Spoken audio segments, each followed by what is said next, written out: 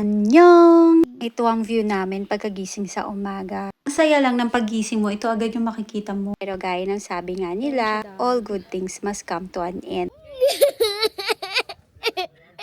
Since the sun is up, let me tour you around one last time outside the hotel. Crispy snow.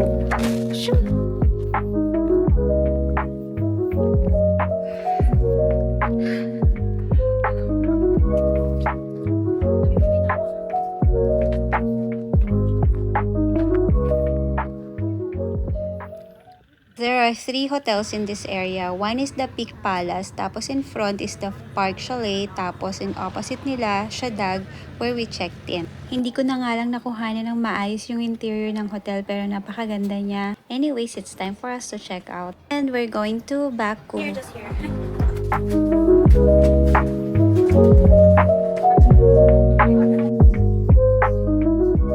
On our way to Baku, we saw the Five Finger Mountain. Lara, you want coffee? And this cute minibus coffee shop. Kaya syempre, let's try their coffee.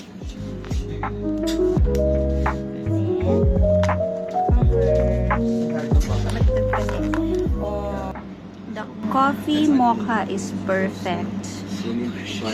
Super thick mocha, not so sweet, and it's so perfect. It was cold outside kaya nagpahinga rin kami at nagpainit here inside the minibus. Napaka-cozy ng minibus na to. Here, let me show you around.